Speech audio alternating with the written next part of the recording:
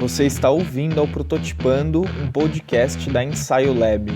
Meu nome é Pedro Piovan, eu sou fundador da Ensaio e por aqui a gente vai receber quinzenalmente diversas pessoas que são amigas da inquietude para a gente navegar e explorar juntos a essência da inovação e do design.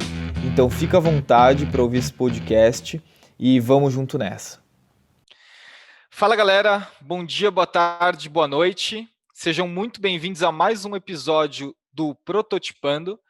Meu nome é Pedro Piovan, sou host desse podcast e hoje a gente vai falar sobre um tema muito importante quando a gente começa a falar de inovação, que é a cultura e como a cultura ela corresponde à liberdade. A gente não consegue inovar se a gente não tem um repertório expandido, a gente não consegue pensar em outras possibilidades de futuro se a gente não consegue ter um mínimo de liberdade. E para isso a gente vai receber hoje uma pessoa que isso está impresso na história de vida dela. A Preta Ferreira ela tem uma história que eu vou deixar para ela contar no episódio que vocês vão ouvir agora, mas ela é uma grande fonte de inspiração para a gente compreender que a criatividade ela é liberta e ela não precisa de nenhuma autorização para que a gente crie. É muito comum a gente achar que a gente não é criativo ou que existem barreiras para a gente ser artista ou ser artístico, né? Que é essa possibilidade de inventar um futuro diferente. E a Preta Ferreira ela mostra que isso na verdade é uma baboseira, porque a criatividade ela é inerente à liberdade. Não tem como a gente trancar a nossa mente de pensar em soluções para o futuro. E a história da Preta Ferreira é uma história que fala isso por si só, e vocês vão ver muito desse conteúdo na fala dela. Eu peço que vocês tenham uma atenção especial sobre o que a Preta Ferreira vai falar para a gente hoje, porque como atriz, produtora, ativista e líder do movimento Sem Teto do Centro, à frente da ocupação do 9 de julho, ela tem muito a falar sobre isso, é um conteúdo muito rico e trazendo dicas quentíssimas para como que a gente pode ter um pensamento criativo e livre sem se deixar levar nas prisões que a gente mesmo cria ou nas prisões que criam para a gente e colocam a gente lá. Sem mais delongas, eu vou deixar a conversa rolar agora com a Preta Ferreira. Eu queria começar, Preta, te perguntando um pouco como é que se relaciona a arte com a liberdade. Onde é que onde é que a arte te liberta, ou onde é que a arte te libertou, e como que ela te permaneceu liberta? A arte, ela tem o poder de transformar, né? A arte ela tem o poder de fazer você viajar para outros lugares. Então, a liberdade artística vem disso, né? Então, você pode estar em outros lugares quando se trata de arte, quando você tem a arte como ferramenta, como mecanismo. Enquanto meu corpo estava preso na delegacia, eu fiz arte. Então, eu me libertei fazendo arte, que é o que eu sei fazer. Como é que você acessa esse mecanismo, Preta? Tem que criar oportunidade, né? Eu acho que o mecanismo é você se permitir sonhar. Então, a arte ela tem esse poder de permitir sonhar, né? Então, a gente nunca pode deixar de sonhar, porque se você deixar de sonhar, você para de existir, né? Porque a gente vive para realizar sonhos. Então, a arte ela tem esse poder. Então, o mecanismo artístico é disso, é de se permitir sonhar. Então, eu sempre me permito sonhar e eu digo que sonhos foram feitos para serem realizados. Então, eu realizo meus sonhos dentro da arte. Você me lembrou uma frase do Ailton Krenak, que ele falou lá no começo da quarentena, esse negócio de pandemia e tal. Ele falou assim: o sonho talvez seja a única forma possível da gente conseguir viver um momento tão restrito, tão ruim, né? E já estava tão ruim, né, Preta? Já estava muito ruim, né? E você vê que nesse momento horrível que a gente está vivendo, o que salvou foi a arte, né? O que tem nos salvado é a arte. Então, a arte ela tem esse poder de furar bolhas, de quebrar barreiras, de derrubar muros. A gente pode fazer arte de diversos tipos. A arte, ela por si só já é livre. Porque quando você cria, quando você inventa, é uma liberdade. Né? A arte não tem um segmento, não tem uma lição a seguir, uma cartilha a seguir. A arte é livre. Eu acho que uma coisa interessante é, claro, você e muitas outras pessoas são a prova viva disso, né? Não tem como você prender a arte, né? Não tem como você prender a arte, também não tem como você exigir que a arte seja de uma forma, né, de uma maneira só. A arte não se prende, a arte ela se renova a todos os segundos, a todos os instantes, a todo momento que você cria alguma coisa. Talvez, para mim, o que seja arte não seja para outra pessoa, e o que é para outra pessoa não seja para mim. Então, existem várias formas de fazer arte. Preta, uma coisa que me interessa muito sobre isso e me interessa te ouvir é como é que a gente consegue imaginar um futuro diferente num cenário que só está piorando, né? É cada vez mais concreto, é cada vez mais Sim. bloqueio, cada vez mais prisão, né? Sim. Como é que a gente consegue sonhar um futuro diferente, né? A gente pode sonhar um futuro diferente, sim, criando oportunidades. Criando oportunidades para quem nunca teve, criando oportunidades para quem ainda está chegando no mundo, criando oportunidades para que crianças tenham a capacidade de sonhar vendo coisas boas, não somente a vida do crime, não somente assassinatos, genocídio da população preta a cada 23 minutos. Temos que criar oportunidade para que essas crianças, para que esses adolescentes sonhem e não ser policiais, para não morrer. Para que essas crianças sonhem em poder ser professores, se quiser também ser jogador de futebol, mas vindo aí com uma nova carga, né? Um novo conceito do que é ser jogador de futebol, tirando o Neymar e o Robinho, que são péssimos exemplos, Pelé, né? Porque o futebol é um machismo e a gente vê, né? Então a gente precisa criar oportunidade para que crianças, adolescentes sonhem e que elas tenham a oportunidade de saber o que é trabalhar com a arte, sabe? Então a gente precisa criar oportunidade para isso. É assim que eu vejo o futuro melhor, né? E também para pessoas que nunca tiveram oportunidade na vida, para pessoas que nunca foram inseridas realmente em sociedade. Precisamos realmente fazer essa inserção social. E por onde que a gente começa? Arte e educação. Acho interessante porque quando a gente vai para esse campo para discutir criatividade, inovação, e eu sou um precursor disso, a gente vai muito para o campo do lúdico, para o campo do intangível, o que é importante, mas a gente perde a noção das coisas objetivas, tangíveis e materiais, né, Preta? Exato. É o que você está falando, né? É isso, a gente precisa ser objetivo. Por quê? Enquanto você está ali pensando em fazer, existe uma pessoa precisando, sabe? Existe uma pessoa que está morrendo. Então, o pensar e já está pronto, sabe? Está aqui, é isso.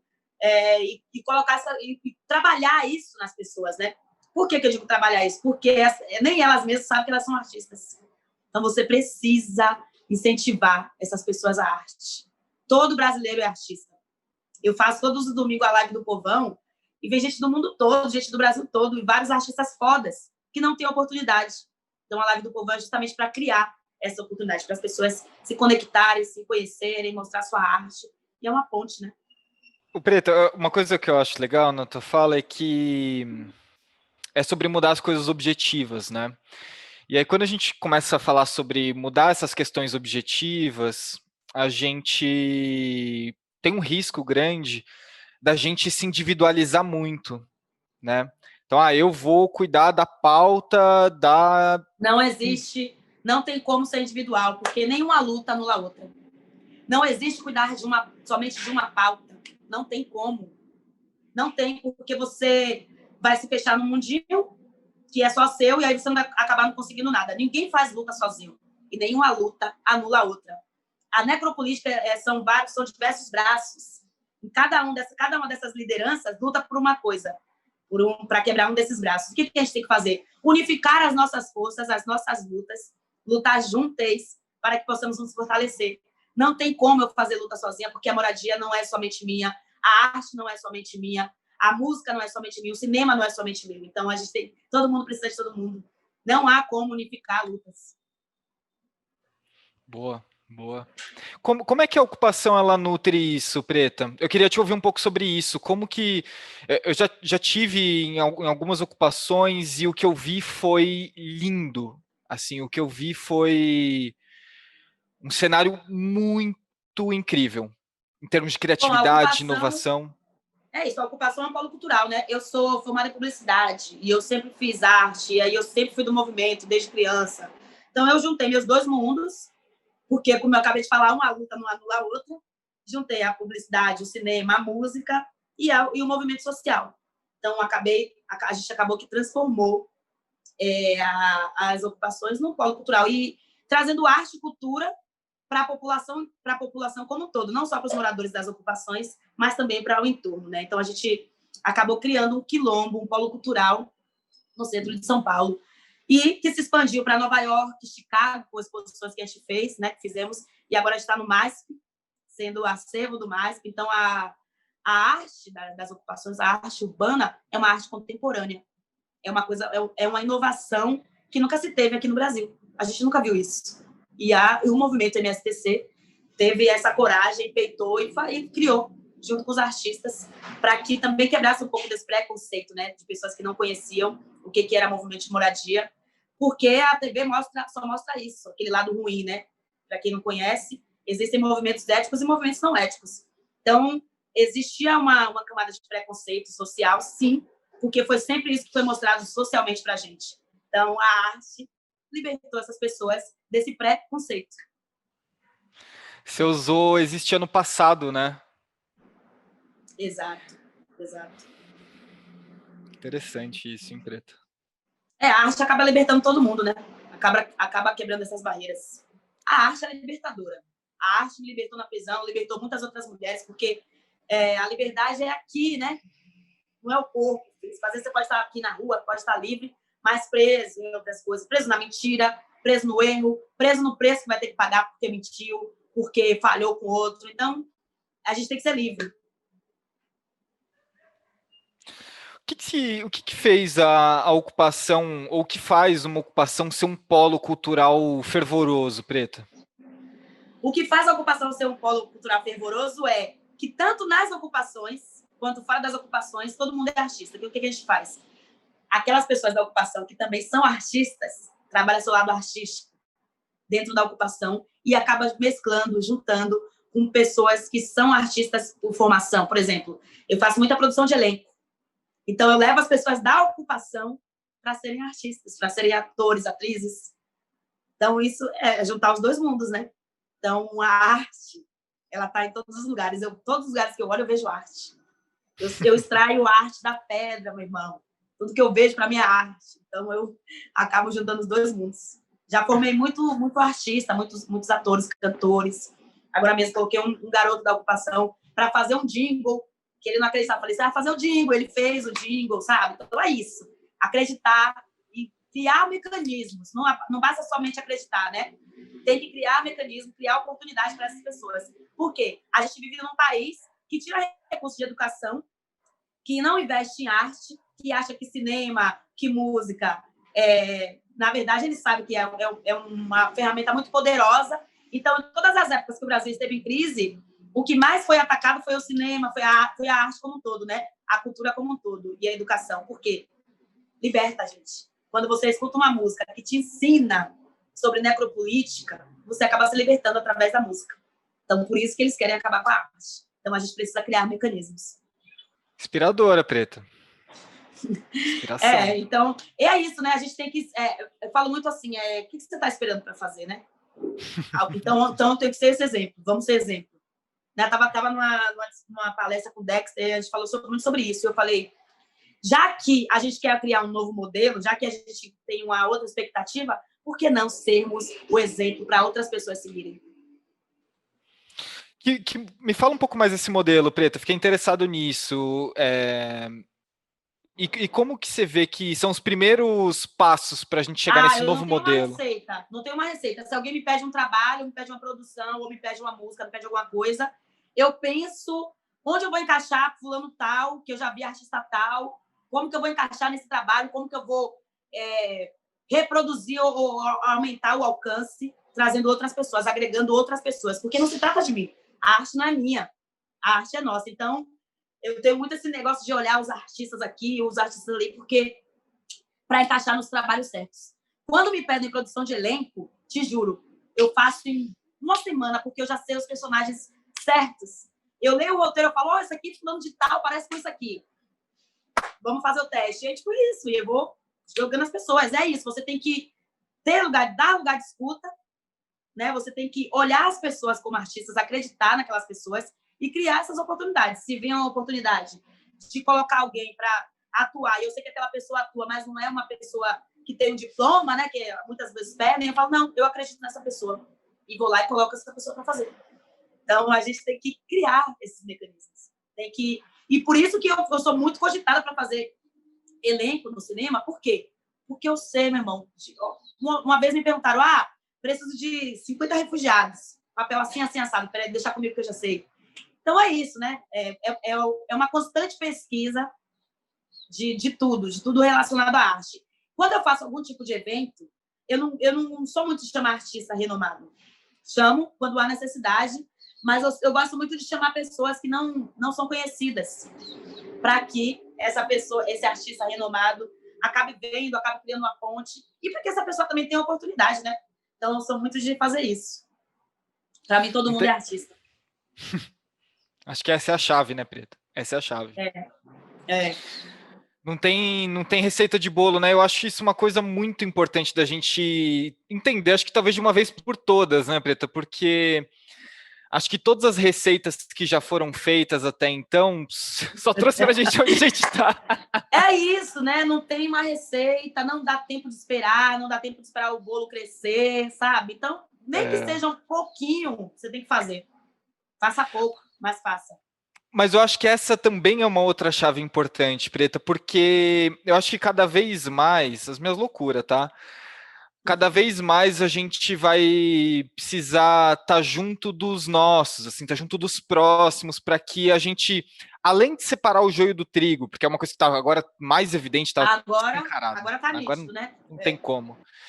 Mas para quem ficou, a gente tentar e a solução, o Ailton Krenak, ele falou nessa fala, ele falou uma coisa muito legal. Ele falou assim: a gente vai ser surpreendido pelo óbvio, que é a gente só tratar todo mundo como ser humano, como próximo. É isso. E o que me salvou mesmo foi muita consciência de classe, né? Eu sempre tive noção do que era consciência de classe. E eu trabalho com movimento social há muitos anos e eu sempre trabalhei com pessoas.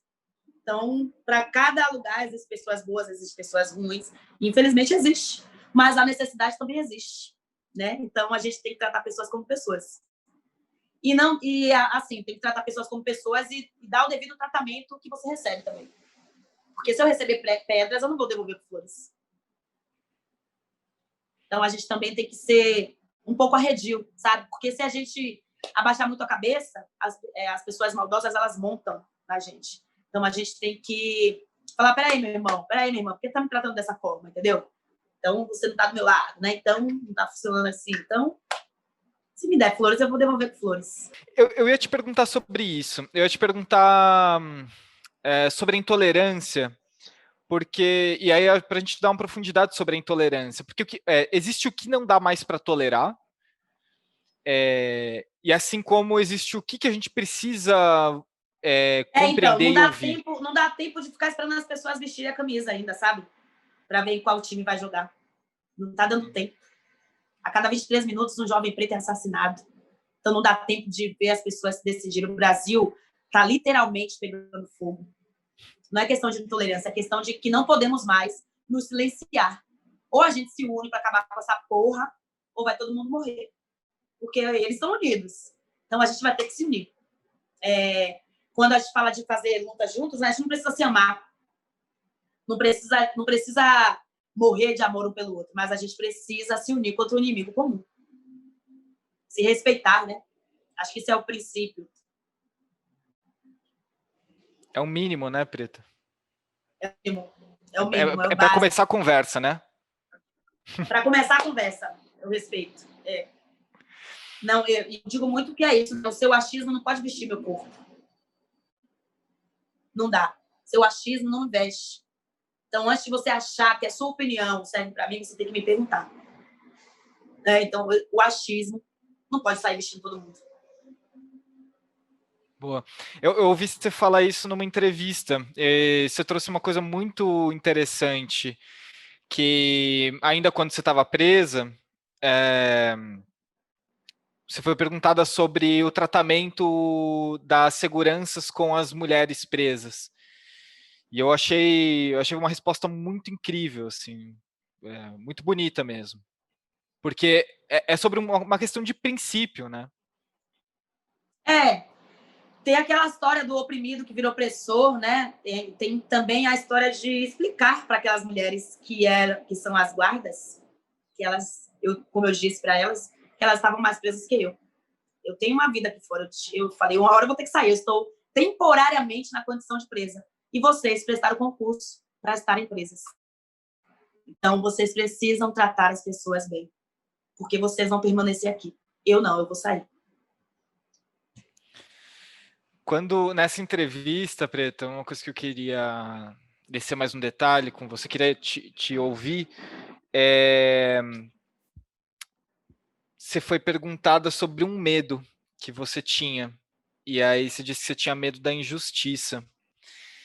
E aí eu queria te ouvir o quanto que, depois de um ano e pouquinho, né, o quanto isso ainda te afeta, ou na verdade acho que não é nem o quanto isso te afeta, mas 1 ano e 10 meses. 1 ano e 10 meses. Ou 1 ano e 10 dias. 10 dias. O quanto que esse medo ainda está presente em você? Como é que está isso? Olha, o medo não vive mais presente em mim, não, porque eu acho que a pior coisa que eu tinha que passar na minha vida eu já passei, né? O pior lugar que tinham que me jogar na minha vida já me jogaram, então não tenho mais esse medo. Não tenho medo mais. A gente vive num país injusto. Eu não tenho medo de falar. Eu não tenho medo de mostrar, até porque eu não devo nada para ninguém. Eu sou livre em diversas concepções. Se tentaram me silenciar através do medo, sinto informar, mas vocês me deram mais força. Agora eu já sei como Pegaram. funciona. Só lamento. Agora eu já sei como é que funciona. Já sei como funciona a armadilha. Então já estou prevenida, já estou preparada, né? Já estou armada com os escudos. Nossa, sério, eu acho que é um sentimento de revolta que nutre, né? Um sentimento de revolta, né? Porque eu sempre lutei contra a injustiça. Desde criança que eu sou muito, de não deixar meus amiguinhos sofrerem injustiça, essas coisas. Então, trabalhar com ocupação, trabalhar com movimentos de moradia, trabalhar com a injustiça social. E aí, de repente, eu me deparo com isso, sendo injustiçada, né? Falei, porra, minha pior inimiga me pegou, mas deixa ela. Aí eu reverti, né? Ressignifiquei. Trabalhei outros lados. O que você está trabalhando agora, Preta? Eu tô muito curioso em saber em que frente você está trampando. Terminei de trabalhar no livro, né? No Minha Carne, Diário da Prisão, que vai sair agora em novembro, pela Boitempo. Era essa a minha pergunta. Tô indo pro estúdio gravar, tô gravando. Gabi também é minha produtora. Vai vir músicas novas aí agora. Tô trabalhando na campanha da minha mãe também, Carmen Silva, 13300, viu, gente? Mulher preta, sem teto, candidata a vereadora em São Paulo, vota em Carmen Silva. Estou trabalhando, acabei de estrear agora na Globoplay e no Canal Brasil, com uma série chamada Noturnos, que foi o primeiro trabalho que eu fiz quando saí da prisão. Uma série muito massa, com Ícaro Silva, Vanessa Oliveira, muita gente foda mesmo. Tem muita gente, Andrea, tem muita gente foda, muita gente bacana. E é isso, né? Agora eu vou, depois desse lançamento do livro, que também está muito, muito, muito forte, muito bonito, que é um livro que eu escrevi lá dentro, né? O Diário da Prisão. E é isso. Enquanto estava lá, estava escrevendo, fazendo arte. E aí vocês vão se surpreender. Para assinantes da Boitempo, tem um clube do leitor que vai sair agora em novembro. Então, a primeira remessa do livro sai agora em novembro para assinantes do clube da Boitempo. Para quem não é, infelizmente, vai ter que esperar até janeiro. Acho que quem está ouvindo sacou o recado, hein, meu? Gente, Ou corre... corre, porque senão vocês vão ter que esperar até janeiro. E eu vou falar, viu?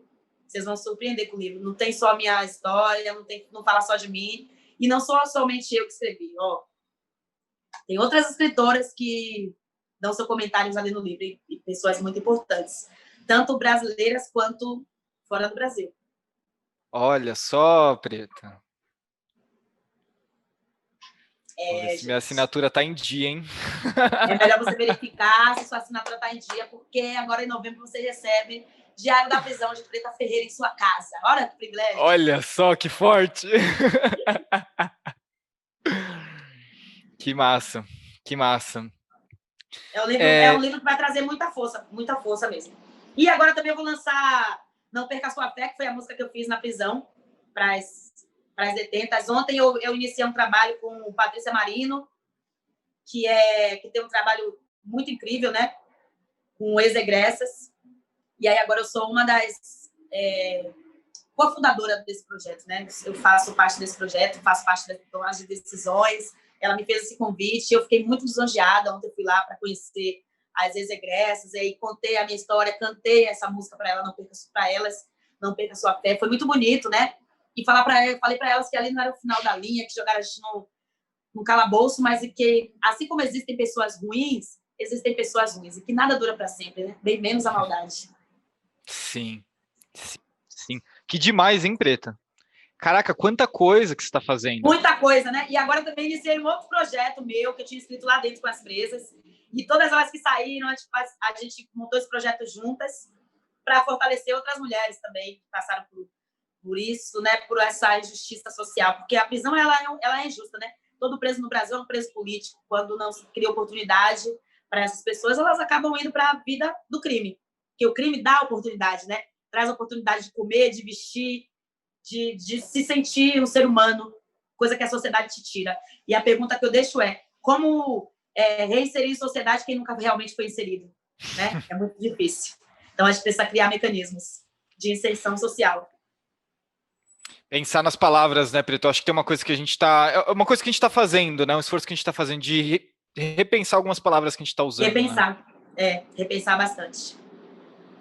Preto, a gente está falando sobre coisas básicas e, assim, acho que você elucida isso de uma forma muito clara, que enquanto não tiver o básico, não vai ter outra conversa. E para todo mundo. Começa de baixo, né? Não começa do alto, começa na educação, na escolinha, começa na qualidade do alimento, na criança ter um leite, né, antes de ir para a escola, na criança ter uma comida antes de ir para a escola, não ir para a escola para comer. Começa por isso. Precisamos investir na educação desse país. Precisamos investir nas pessoas. Começa de baixo, né? A gente fala assim, muito sobre políticas de drogas. Não é o traficante da favela que é o chefe do tráfico. Aquele ali é o laranja. O traficante da favela está lá em Brasília, está nos donos dos portos, né? No helicóptero, nos portos de Temer. É por aí que chegam as armas, é por aí que chegam as drogas, né? O helicóptero que cai toda hora, chega no avião da presidência, né? É por aí. Então, como é que acaba com a política de drogas? Se os traficantes são os ricos, está lá nos condomínios fechados. Quando se trata de filho de juíza, é doente, é adicto. Quando se trata de preto pobre, é nóia, é traficante. Quando se trata de boy branco no Rio de Janeiro, é entregador. Quando se trata de um jovem portando 10 gramas de maconha, é traficante, ele vai preso e morre de Covid na cadeia. Né? Se trata disso. Você me lembrou uma música da Tashi Tracy, que ela fala Cazuza Negra é nóia e traficante, né? Quando se trata do Cazuza, é isso. É sobre isso. Cazuza foi o maior traficante desse país. Um dos maiores traficantes desse país. Mas ninguém fala sobre isso, porque é Cazuza, né? E era um homem branco, né? Então, as pessoas só falam que ele morreu de HIV. Mas quantas pessoas não compravam drogas da mão de Cazuza, né? E era o pretinho que levava tapa na cara, né?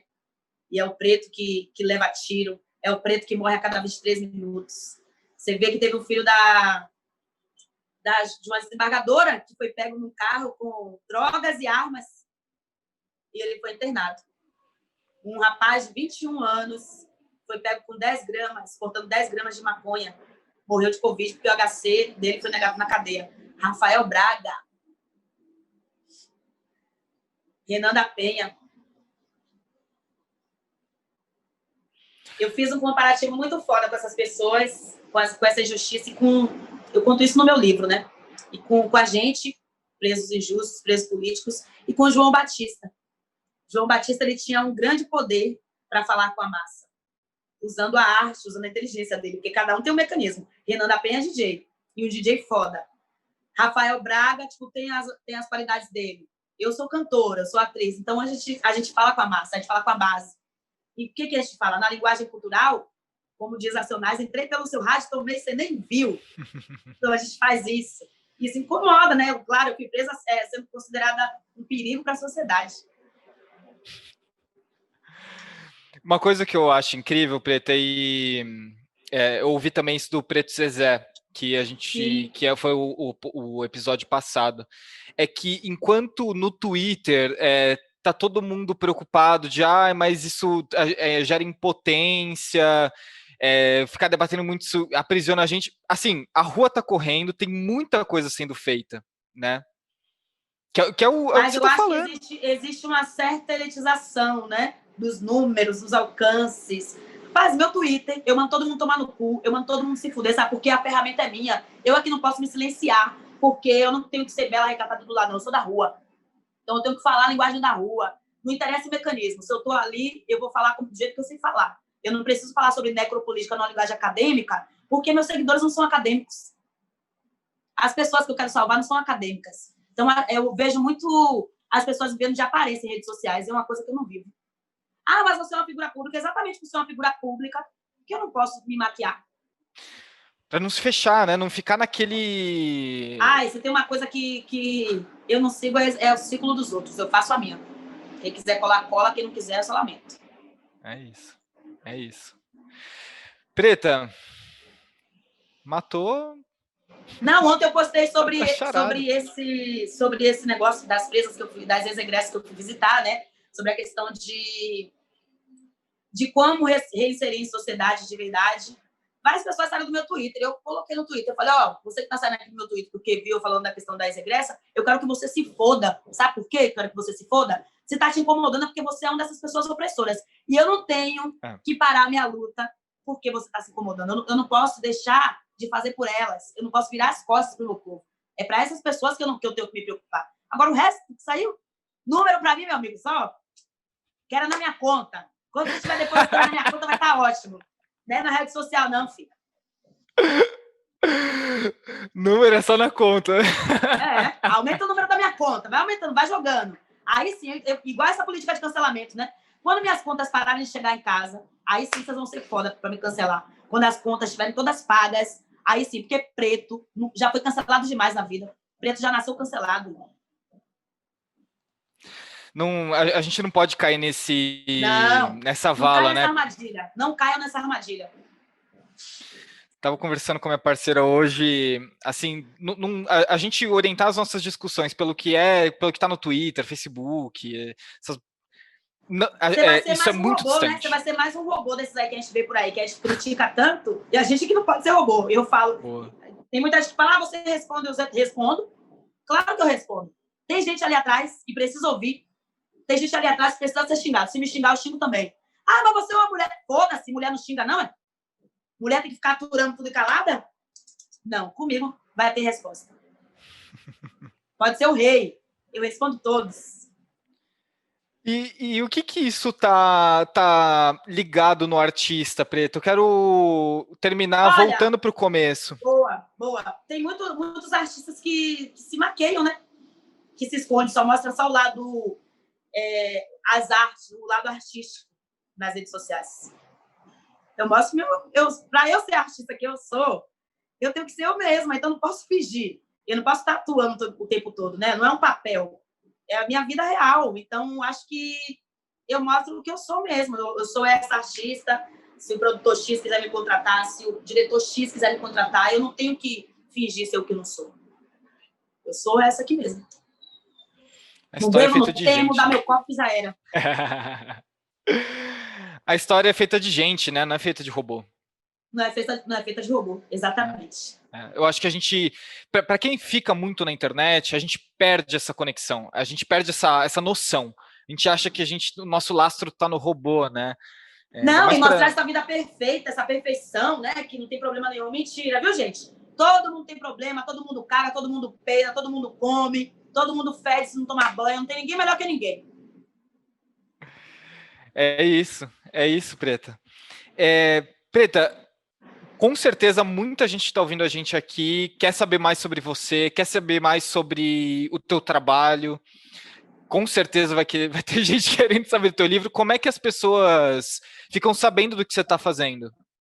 Bom, as pessoas que quiserem me seguir nas minhas redes sociais, eu falo muito sobre os meus trabalhos, falo muito sobre os meus passos que eu estou fazendo, né? Então tem meu Instagram, @preferreira, Twitter, Preta Ferreira, Facebook, Preta Ferreira. Então lá vocês vão encontrar todo passo a passo, até porque minha vida é um livro aberto. Tudo que eu faço, eu coloco mesmo para vocês saberem, porque as pessoas precisam se informar do que está acontecendo. A gente sabe que os algoritmos, eles mentem, eles escondem, né? Então, a gente conta com vocês para estar aí levando esse grito, ecoando esse grito aí de liberdade, que não se trata somente de mim, se trata de todos.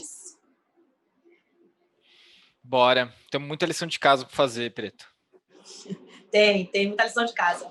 Falar por mim mesmo. Eu comecei agora um canal no YouTube, né, recentemente, onde eu coloco todas as lives do povão, que são muito interessantes, tem coisa muito foda, e falo também sobre necropolítica. Então, quem quiser, canal da Preta no YouTube, segue lá que vocês vão ver. Tem várias coisinhas, estou dando umas lições de casa aí. Boa. Preta, brigadão de novo pelo teu tempo. Obrigada, uma conversa super especial. Obrigada, foi ótimo. Especial. Conta com a gente. Valeu. Vocês também, contem comigo. Beijo, gente. Abração, beijo. Abraço. Tchau. Tchau. Então é isso. A gente recebeu aqui a Preta Ferreira. Eu espero que o que ela trouxe tenha inspirado a gente, com certeza estou muito inspirado, a conseguir pensar modelos diferentes e principalmente a gente ter o foco correto para onde a gente quer colocar a nossa capacidade de inovação, a nossa capacidade criativa e para que a gente não se perca em coisas que muitas vezes a gente fala e não tem um sentido prático, objetivo e pouco muda do nosso contexto. Para você que quer continuar acompanhando o que a gente está fazendo, eu vou deixar duas recomendações.